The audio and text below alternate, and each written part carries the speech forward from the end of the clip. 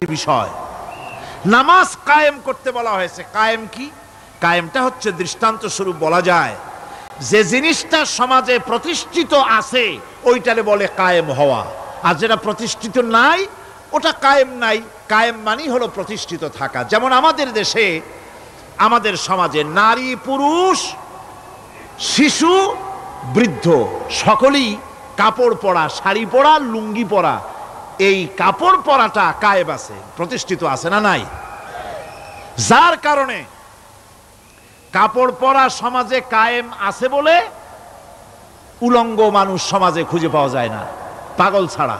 ঠিক কিনা? একটা বাচ্চাকেও যদি উলঙ্গ হতে বলেন এখানে, 5 বছর 6 বছরের একটা বাচ্চাকেও, সে কিন্তু রাজি হবে না। ঠিক কিনা?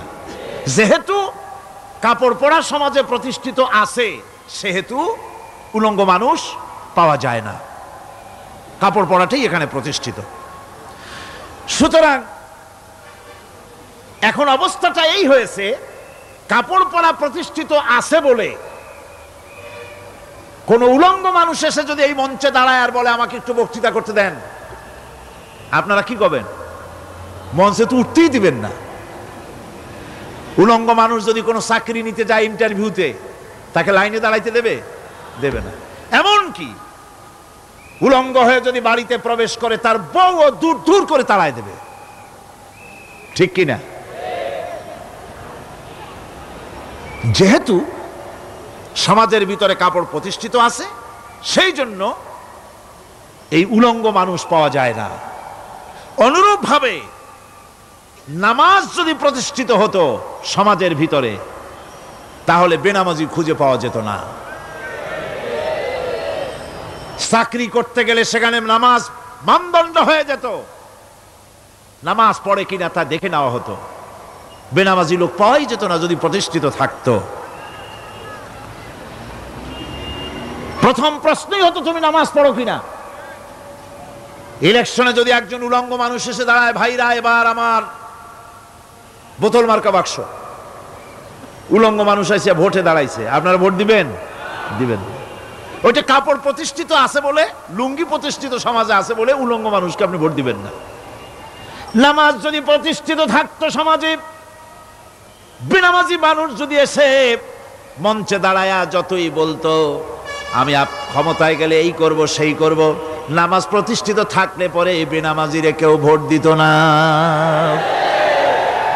নামাজ যদি প্রতিষ্ঠিত থাকতো তাহলে অফিসের অফিসার তো দূরের কথা, বেনামাজি অফিসের ঝাড়ুদারের চাকরিও তার কিসমতে জুটতো না যদি নামাজ প্রতিষ্ঠিত থাকতো।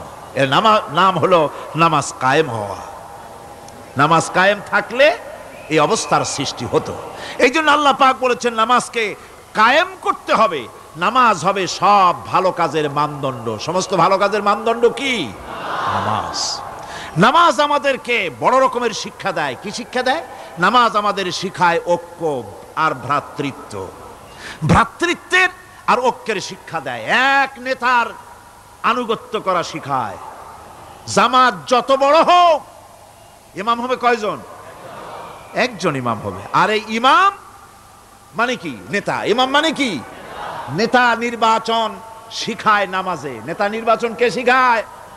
নামাজ শিখায়। বোঝেন খুব ভালো করে। কিভাবে? মনে করুন চট্টগ্রাম শাহী মসজিদে ইমাম প্রয়োজন। এখন সেই ইমাম নেওয়ার জন্য ইন্টারভিউ কল করা হলো, বিজ্ঞাপন দেওয়া হলো পত্রিকায়। অনেক আলেম আসলেন।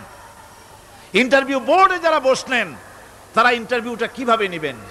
যার মাথার চুল লম্বা বেশি তার ইমামতি দেওয়া হবে, যার লুঙ্গিটা পায়ের গিরার তলে তারে দেওয়া হবে, যার মোষটা মুখের মধ্যে গিয়া ঢুকছে, হাসি দিলে বুঝাই যায় না হাসে না কান্দে, তারে দিবে। দাড়িগুলা কামাইছে তারে দেবে। সিগারেট খায় বা অবশ্য চট্টগ্রাম আর সিলেটে সিগারেটের ফতোয়া ভিন্ন রকম।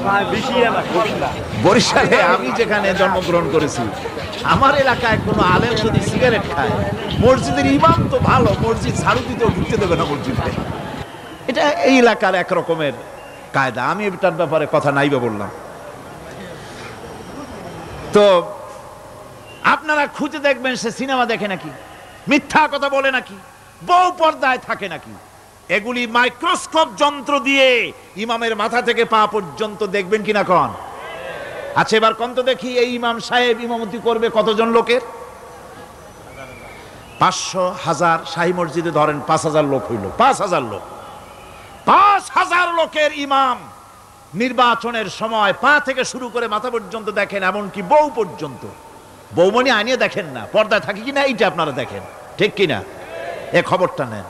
5000 লোকের একটা ইমাম বানাতে গিয়ে মাইক্রোস্কোপ যন্ত্র দিয়ে দেখেন মোষ কেমন, দাড়ি কেমন, চুল কেমন, পাও কেমন, হাত কেমন, হাতে নখ লম্বা কিনা, দাঁতে ছাতা কিনা, বউ পর্দায় থাকে কিনা, মিথ্যা কথা কয় কিনা, এত দেখেন। আর যখন নির্বাচন আসে তখন 2.5 থেকে 3 লক্ষ মানুষের জন্য একজন এমপি নির্বাচিত হয়। সেই ইমামকে বাছাই করার জন্য নামাজ পড়ে কিনা, জিনাকার কিনা, মদখোর কিনা, সুদখোর কিনা, ঘুষখোর কিনা, বদমাশ কিনা বাছাই করা হয় না।